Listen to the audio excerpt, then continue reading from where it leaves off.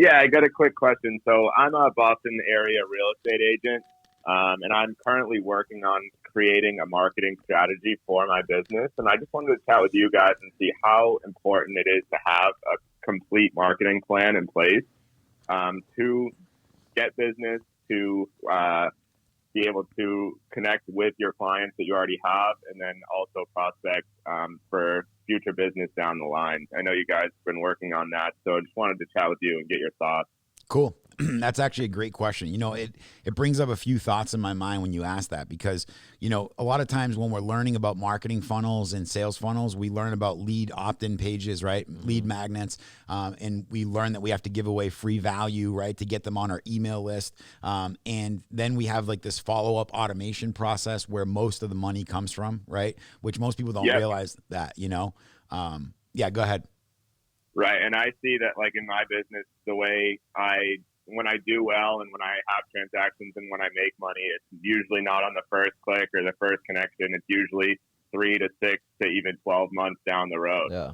Yeah, and certain industries are like that, right? Like, mortgages and real estate. It's like, if I need a plumber, I need a plumber, right? I got water all over the place. I got to get a plumber. But when it comes to decisions like, even insurances, like things like that, the life cycle, the buy cycle is usually longer.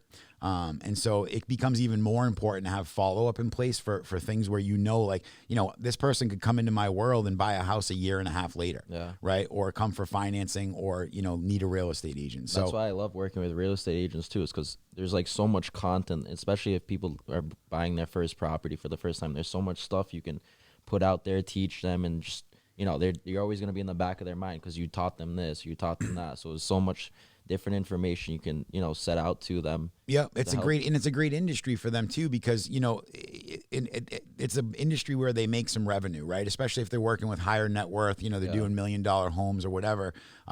So to answer the question, at the end of the day, I would. There's two parts to this because you don't want to like go into it full fledged, start running ads to a lead magnet, get people to start opting in, and then they go cold, right? So, there's it's okay to do a test on a lead magnet to see, hey, is this appeal that I'm going after? Is this something that people are willing to give me their information for?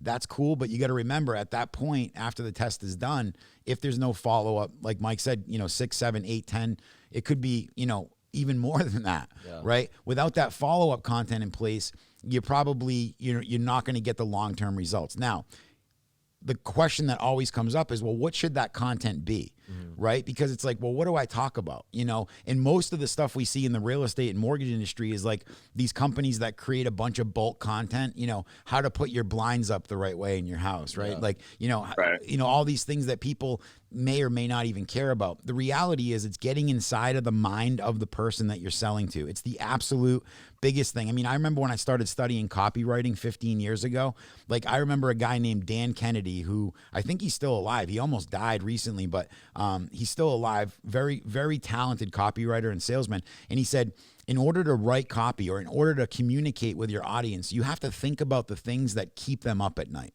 right? You've got to think about the things, and he explained it like acid reflux bubbling up in their throat at night, just the things they're most concerned with, the things they're most worried about, right? And so when you enter that conversation that's going on in their mind, it's magical because they're like, wow, this person gets it, Yeah, yeah. right? If somebody's buying a home, what's one of the big, Mike, I'll ask you, what's one of the biggest challenges or concerns that they have in their mind when they're going to buy a piece of real estate? Like what's something that most people are worried about, concerned with, that kind of gets in the way of them being able to make progress or, slows down their decision-making process? Sure. There's really three things that I see all the time. One is obviously being able to pay a down payment, whether they're going through different avenues of financing.